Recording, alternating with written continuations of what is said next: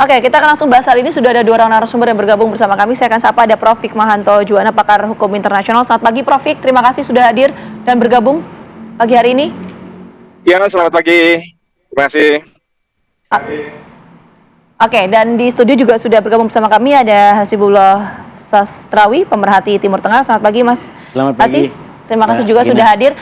Saya mungkin ke Prof. dulu. Prof, ini di tengah agresi militer Israel ke Gaza, kenapa ada isu penggulingan Perdana Menteri Israel kalau menurut Prof? Ya, kalau misalnya penggulingan itu karena pertama tadi dikatakan bahwa sebentar lagi akan ada pemilu di Israel. Yang kedua, mungkin bagi pengambil kebijakan di partai Likud, pertanyaannya adalah setelah banyak korban jiwa, lalu apa yang akan dilakukan yang kemudian akan menguasai Gaza? Prof, mohon maaf, saya potong dulu. Ini kita terkendala komunikasi, suara Prof kurang terdengar jelas. Kita coba perbaiki dulu ya Prof ya. Nanti saya akan ke Prof lagi. Tapi saya mau ke Mas Hasibullah terlebih dahulu. Mungkin tadi kan kalau Prof, kalau saya sempat dengar ini berkaitan dengan pemilu di Israel ya. Nah, ini kenapa di tengah ada agresi militer Israel ke Gaza, ada upaya atau ada isu lah saya sebutnya ya, ada isu penggulingan Perdana Menteri Israel. Kalau kita lihat secara review ini apa yang terjadi? Ya, itu yang selalu saya bilang bahwa memang situasi sekarang ini, perang sekarang ini terjadi di tengah politik Israel yang tidak baik-baik saja. Sebagai background bahwa Israel dalam 2-3 tahun terakhir itu sudah mengalami pelaksanaan pemilu sebanyak 5 kali. Nah, artinya apa? Secara politik memang tidak stabil ini keadaannya. Dan salah satu faktornya adalah Netanyahu yang dianggap tidak mempunyai komitmen terutama terkait dengan pemberantasan korupsi. Karena salah satu yang dijadikan sebagai hal ketidakpercayaan masyarakat kepada Netanyahu ini adalah dalam soal keterlibatannya dalam persoalan-persoalan korupsi, sehingga banyak pihak di Israel sebelum kejadian perang itu memang menginginkan Netanyahu ini dihakimi, dipenjara bahkan gitu.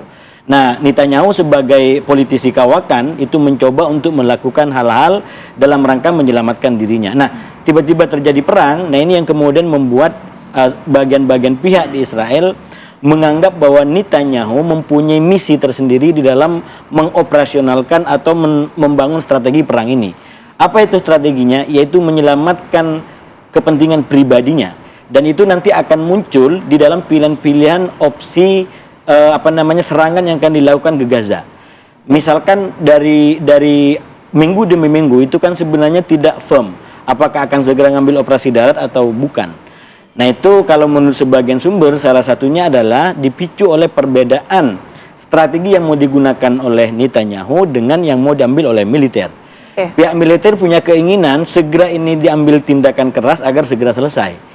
Tapi Netanyahu dianggap ingin perang ini agak lebih berlama-lama karena dia ingin ada kayak semacam permainan waktu. Permainan waktu untuk apa? Keuntungannya apa? Untuk bisa menyelamatkan dia sendiri dari gempuran-gempuran yang selama ini tuduhan-tuduhan atau upaya-upaya dari sistem hukum Israel sendiri gitu. Karena itu Netanyahu sedang melakukan upaya reformasi kehakiman dan itu mendapatkan penolakan luar biasa dari internal Israel. Mas Sastrawi, tapi kalau melihat kan Netanyahu ini menjadi Perdana Menteri yang terlama ya di Israel. Berkali-kali begitu. Melihat juga ternyata juga didera berbagai masalah korupsi tadi disampaikan. Akankah upaya untuk menggulingkan Netanyahu yang oleh segelintir orang pejabat utama yang di partai tersebut bisa nantinya, kemungkinan besar bisa nggak dilakukan penggulingan ini? Yang saya ikutin itulah yang menciptakan irtibak atau keraguan-raguan yang sangat kuat di Israel, terutama di kalangan para elit untuk mengambil kebijakan ini. Di satu sisi mereka ingin menjadikan kepentingan nasional Israel, yaitu mungkin segera menangkap Hamas, membubarkan Hamas dan lain sebagainya, termasuk membebaskan sandera, itu menjadi kepentingan prioritas. Tapi di tengah kepentingan pribadi yang berkecamuk di situ, maka kemudian tidak menjadi mudah untuk mengambil opsi katakan Netanyahu mau dilengsarkan. Itu tidak mudah langsung ngambil itu, karena kalau mengubah pimpinan di saat perang seperti ini itu akan punya dampak luar biasa, dan itu yang saya tangkap minimal dari Menhan Israel yang sekarang ada. Walaupun dia berseberangan dalam banyak hal dengan Netanyahu, tapi dia tetap berpandangan ini kendali harus tetap bertahan, karena kalau sampai ini nggak bertahan maka akan menimbulkan dampak yang lebih besar lagi. Itu kalau saya lihat dari sisi Israel, Mbak. Oke, kita coba sebelum ke Mas Sisi lagi, saya coba ke Profik. Profik sudah bergabung bersama kami, Profik? Bentar. Ya, mudah-mudahan suara saya masih oke nih, sudah oke. Oke, ini sudah oke. Profik tadi, Profik menyampaikan ini berkaitan dengan pemilu di Israel. Silakan dilanjutkan soal poin itu, Profik.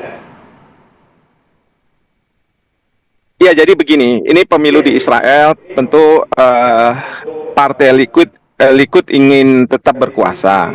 Nah, pertanyaan berikutnya adalah kalau misalnya serangan ini dilakukan, pertanyaannya kapan ini akan berhenti, ya kan? Kapan akan ini berhenti? Ini menjadi pertanyaan besar.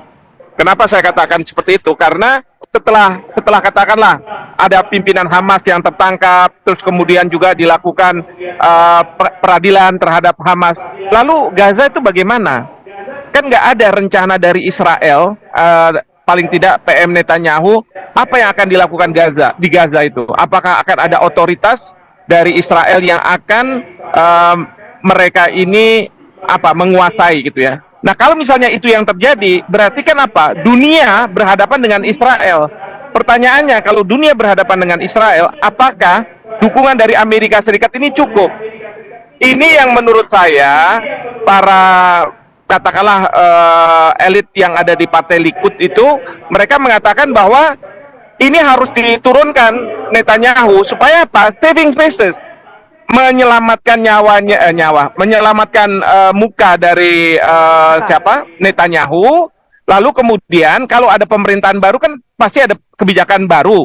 Nah, kebijakan baru itu dengan mengatakan bahwa kita akan melakukan penghentian terhadap serangan, lalu kemudian rekonstruksi terhadap Gaza, pemulihan terhadap masyarakat di Gaza, begitu kan? Lalu kemudian dengan harapan akan kembali lagi, dan kemudian di Israel Likud itu akan mendapatkan suara, lalu kemudian juga di dunia internasional mereka juga tidak dipermasalahkan lagi ya, karena kebijakan. Karena sekarang ini bagi Netanyahu itu istilahnya point of no return. Dia nggak mungkin balik dari kebijakan yang sebelumnya, yaitu sebelum adanya penyerangan. Karena apa? Sekarang bagi Netanyahu adalah sekarang once and for all harus kita selesaikan. Hamas tidak boleh ada lagi di Gaza, sehingga dari Gaza itu tidak akan ada serangan-serangan rudal yang muncul ke Israel. Tetapi at what cost? Pertanyaannya, biaya yang harus dikeluarkan seperti apa? Ini yang mungkin dari elit-elit politik dari Partai Likud yang mengatakan bahwa tidak bisa apa yang dilakukan atau kebijakan yang dilakukan oleh Netanyahu ini diteruskan. Seperti itu kalau dari amatan saya. Oke, Profik, pertanyaan saya selanjutnya gini, seberapa besar potensi untuk penggulingan dari Perdana Menteri Israel ini? Kalau tadi kan Mas Sis mengatakan bahwa ini kecil kemungkinannya karena di tengah situasi agresi militer Israel ke Gaza. Kalau Prof melihat itu juga nggak? Ya kan, penggulingan ini dilakukannya tentu secara demokratis ya, bukan dalam konteks kudeta. Karena kalau misalnya secara demokratis kan bisa aja mereka katakanlah kalau di Indonesia buat kongres luar biasa.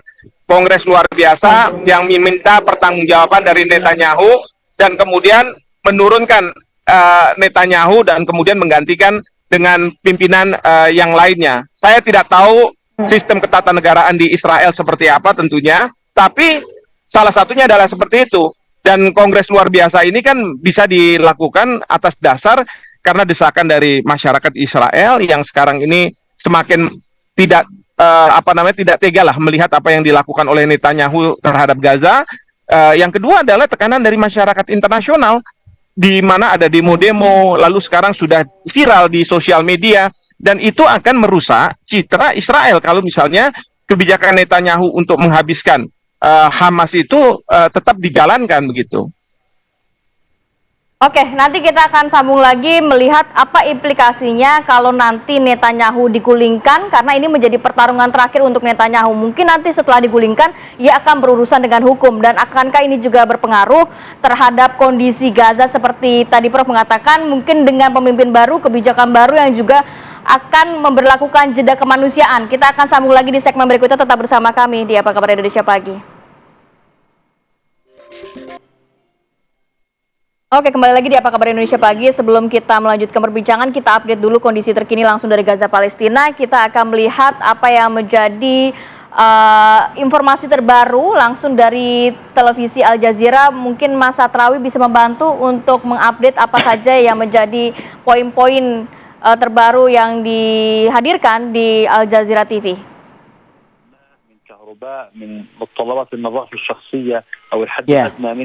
Ini Al Jazeera masih meliput tentang serbuan yang dilakukan oleh pasukan Israel ke rumah sakit terbesar di Gaza, yaitu rumah sakit Ash-Shifa. Ya. Pihak rumah sakit melaporkan betapa banyak pihak yang berada di rumah sakit ini, terutama anak-anak yang terdampak daripada perang ini, dan mereka semua membutuhkan bantuan. Ya.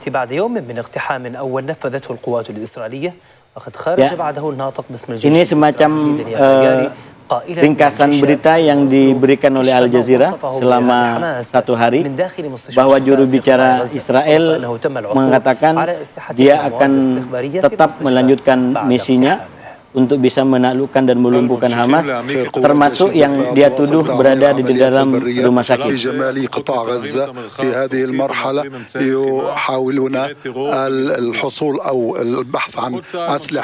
Kami mencoba untuk mencapai tempat-tempat persembunyian Hamas dan menemukan persenjataannya.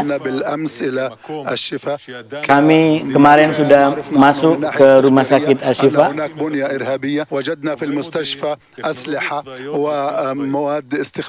Dan kami menemukan peralatan-peralatan teknologi termasuk juga senjata. Dan peralatan ini digunakan oleh Hamas.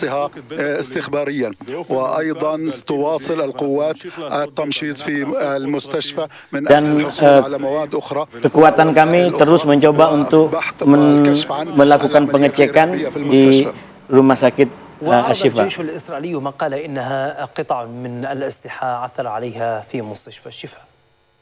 I don't know when it was used the last time, but it is definitely an MRI machine. And if you follow me behind the MRI machine, ya, ini laporan yang dibuat oleh tentara Israel dari dalam rumah sakit Ash-Shifa. Nah, ini temuan-temuan alat-alat yang kemudian dijadikan sebagai tuduhan oleh tentara Israel bahwa ini digunakan oleh Hamas. There are grenades in here, of course, uniform, and all of this was hidden very conveniently, secretly behind the MRI machine. On the other side, we found a backpack.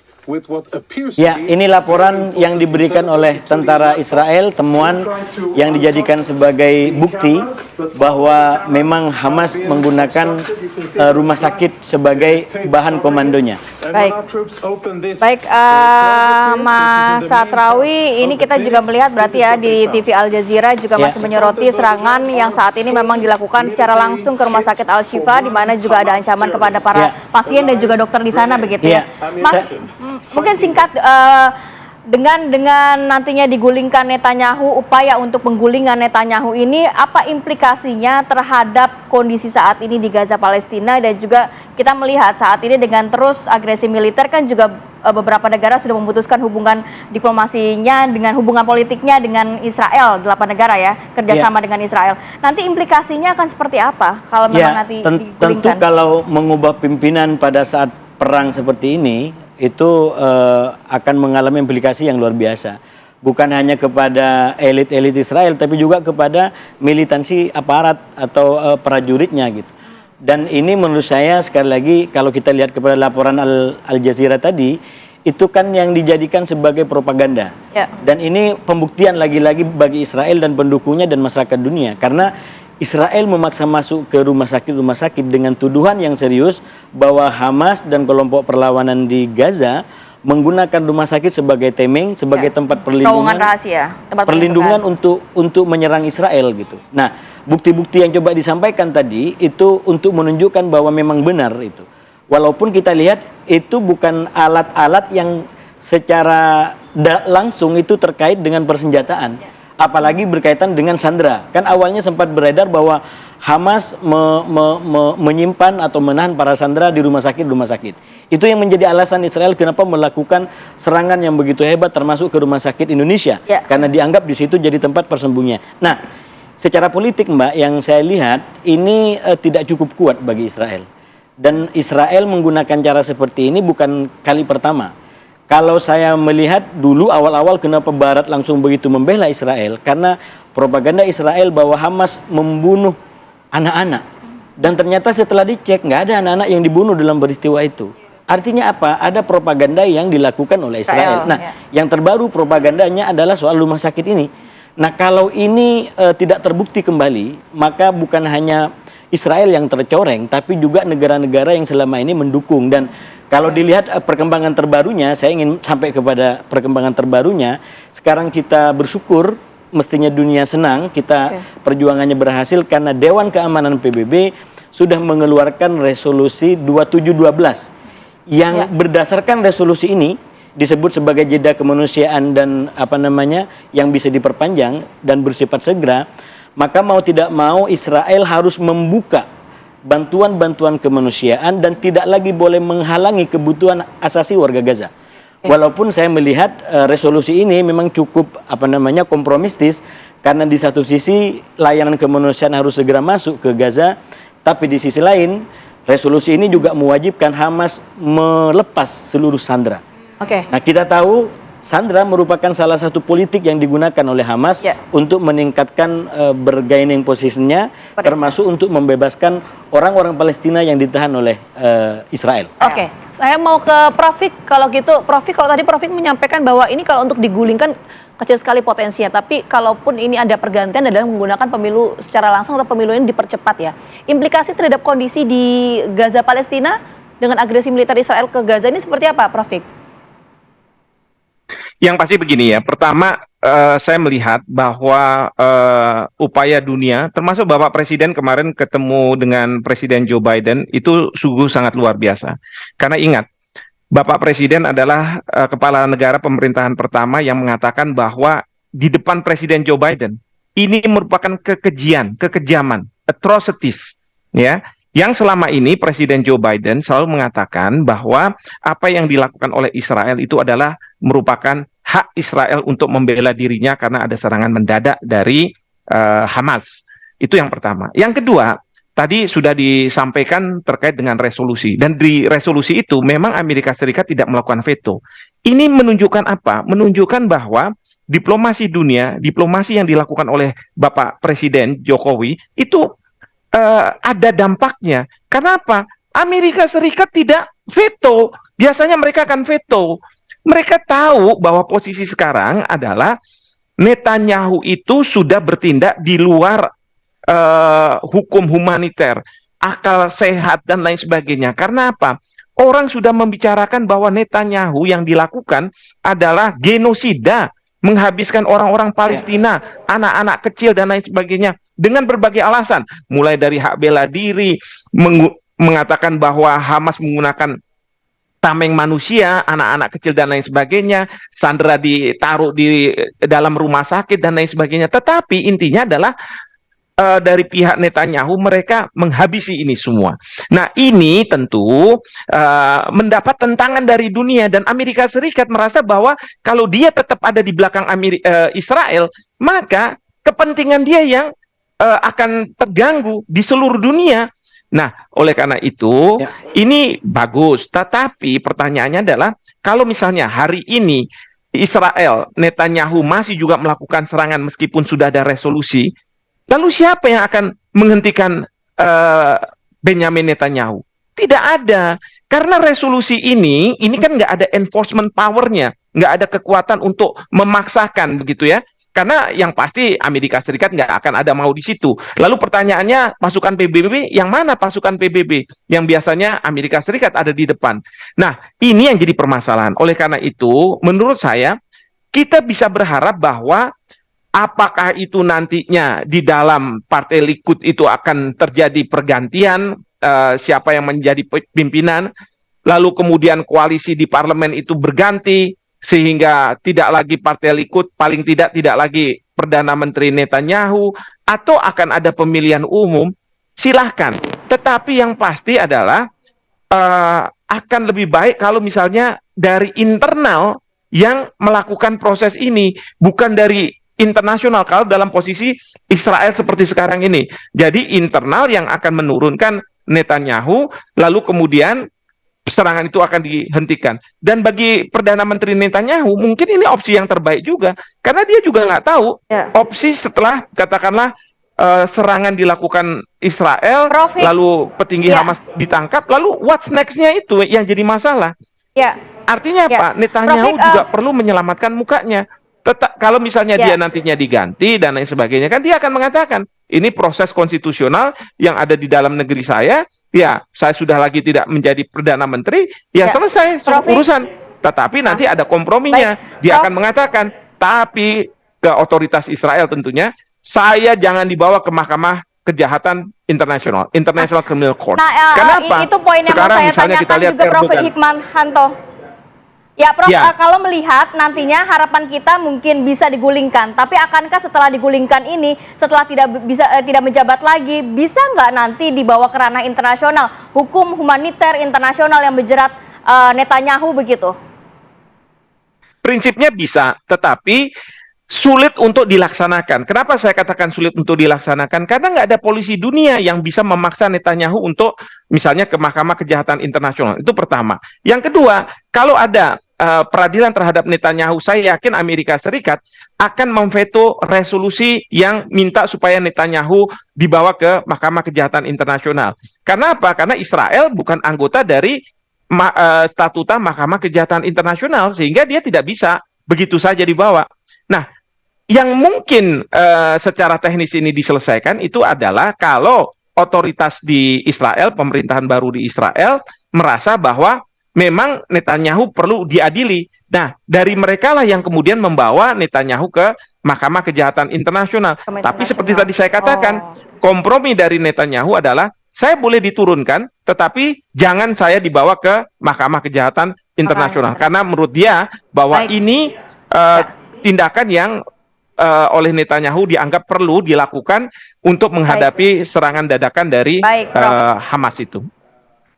Ya, oke. Terakhir, Mas Satrawi. Ya, poin saya dua sebagai penutup. Yang pertama, kita sebagai bagian dari warga dunia perlu dan sepantasnya mengapresiasi keluarnya resolusi 2712 ini. Karena sekali lagi ini mencerminkan semua yang dilakukan oleh masyarakat dunia, demo-demo, termasuk berbagai macam KTT, termasuk pertemuan Pak Presiden dengan Joe Biden, itu punya dampak. Dampaknya apa? Minimal Amerika tidak menggunakan veto. Kalau saya lihat laporannya, komposisinya dari 15 anggota tetap Dewan Keamanan PBB, anggota Dewan Keamanan PBB termasuk 5 yang tetap, itu 12 mendukung resolusi yang diajukan oleh Malta ini, 3 abstain, termasuk Amerika Serikat. Nah, artinya apa? Benar yang disampaikan oleh Prof. Hikmahanto tadi, bahwa ini secara kebatinan ada dampak terhadap internal Gedung Putih. Kalau awalnya begitu mendukung, sekarang sudah mulai tidak terlalu, minimal tidak menggunakan hak veto itu. Nah, yang kedua, bagaimana tentang penghakiman terhadap pemimpin yang salah seperti Netanyahu ini? Menurut saya keberuntungan sistem demokrasi itu karena kedaulatan diberikan kepada rakyat. Dan kita lihat di Israel sendiri semakin banyak gerakan yang tidak percaya kepada Netanyahu. Bahkan di Amerika yang terbaru, yang dulu-dulu selalu mendukung Israel sebagai poin positif, justru mendukung Israel menjadi hal yang negatif. Itu kalau kita merujuk kepada beberapa survei mutakhir. Nah, menurut saya ini juga bagian yang bisa menjelaskan kenapa akhirnya Joe Biden atau Amerika tidak menggunakan hak vetonya. Karena soal buruk rupa serangan Israel ini tidak bisa ditanggung lagi. Kalau terus seperti ini, bukan hanya Netanyahu yang tidak memiliki legitimasi moral, tapi juga para pendukungnya termasuk Netanyahu akan kehilangan basis dukungan, dan itu sudah mulai muncul dalam survei-survei terkait capres di Amerika Serikat. Baik, terima kasih banyak Mas Satrawi dan juga Prof. Hikmahanto yang terima sudah kasih banyak. bergabung bersama kami. Sehat Terima kasih. selalu. Assalamualaikum. Waalaikumsalam. Terima kasih. Oke, kita jeda dulu pemirsa, saat lagi kita hadirkan sejumlah informasi menarik lainnya untuk Anda. Tetap bersama kami di Apa Kabar Indonesia Pagi.